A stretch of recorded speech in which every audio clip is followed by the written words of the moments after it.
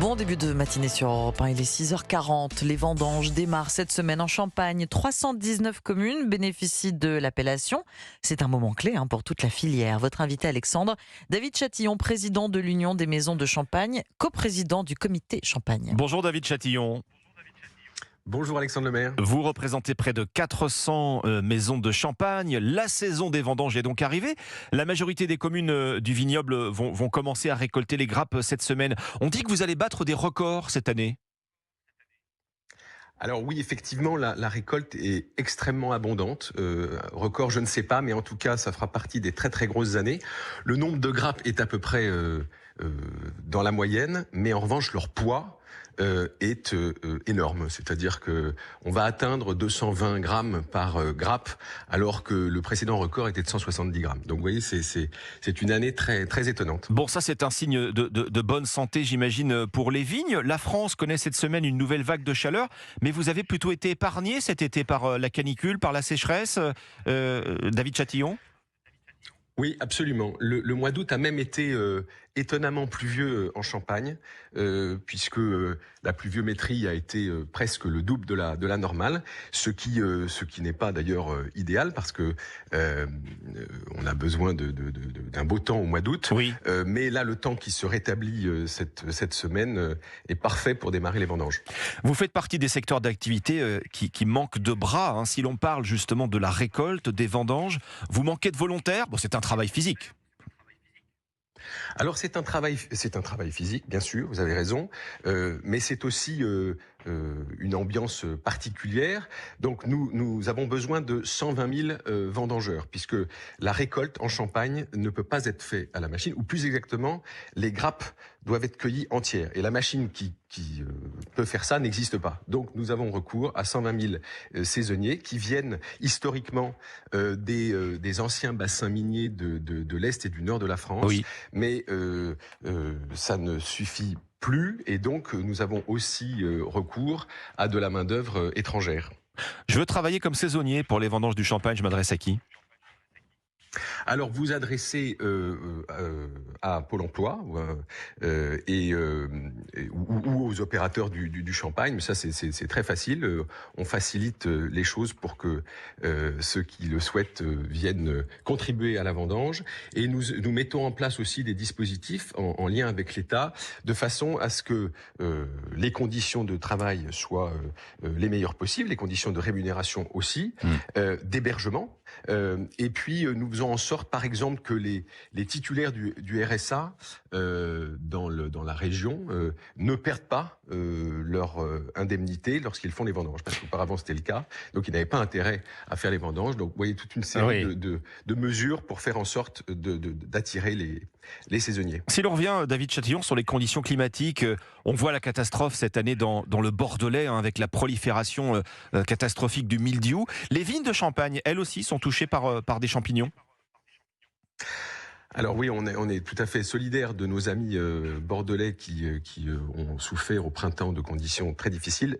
En Champagne, il a fait très beau en mai-juin, c'est au moment de la fleur de vigne, et c'est très important. Donc on a été épargné. Il y a, à cause des pluies du mois d'août dont je parlais tout à l'heure, des foyers quelques foyers de pourriture qui sont apparus ici ou là, mais ça ne nous inquiète pas du tout, parce que, vous savez, la Champagne, c'est la limite nord de culture de la vigne. Donc, on est habitué à des conditions parfois compliquées. Et comme la récolte est très abondante, eh ben, on pourra sélectionner les grappes parfaitement saines pour mettre sur les pressoirs. Alors, si l'on reprend l'année 2022, année record pour la filière Champagne, alors les cafés, les restaurants avaient déjà rouvert après le Covid, plus de 320 millions de bouteilles vendues, 6 milliards d'euros de chiffre d'affaires. Record à battre, ça a l'air plutôt bien parti, si l'on vous suit. Alors ça, je peux pas vous dire encore. Ce que je peux vous dire, c'est que les ventes sont en légère baisse par rapport à 2022, mais on s'y attendait, parce que 2022 était une année atypique, et on savait qu'on ne pouvait pas tenir ce rythme, parce que le champagne est une production par nature limitée, et on ne peut pas vendre les bouteilles qu'on n'a pas en cave. Donc une sorte de retour à la normale, avec un niveau de vente qui est toujours toujours très élevé. On est à 317 millions de bouteilles sur 12 mois à fin juillet.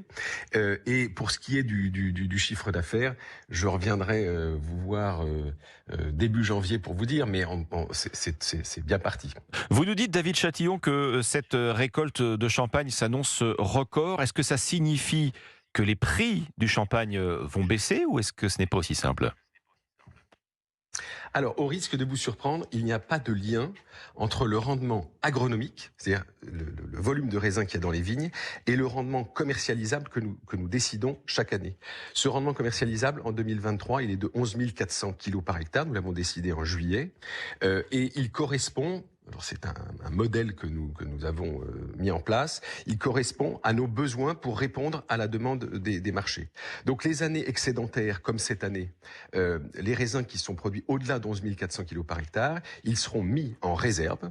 Et les années déficitaires, nous sortons ces quantités de vin de la réserve. Ça a été le cas en 2021. Nous avions une toute petite récolte de 7 000 kg par hectare et nous avions fixé le rendement commercialisable à 10 000. Donc nous sortons ces quantités, si bien que le volume commercialisable est régulé en fonction des besoins des marchés. Donc il n'y a pas de pic ni de creux comme ça peut être le cas pour certaines productions qui font s'envoler les cours au détriment des producteurs et des consommateurs. Le champagne, c'est le rayonnement de la France, David Chatillon. C'est toujours un champion de l'export. Quelle est la part exportée? Quelle est la part consommée par les Français? Alors, la France reste le premier marché du champagne. Donc c'est un marché qui est très, très précieux à nos yeux. C'est environ 40% des volumes. Mais de plus en plus de volumes sont exportés. Et le champagne, c'est à peu près 25% de l'excédent commercial des vins et spiritueux, qui est, je le rappelle, le deuxième poste excédentaire de la balance commerciale. Donc c'est effectivement très important et c'est un produit qui est un peu synonyme de l'art de vie à la française un peu partout dans le monde. Merci David Chatillon, président de l'Union des maisons de champagne et coprésident du comité champagne, alors que les vendanges dans le vignoble champenois démarrent cette semaine. Merci à vous.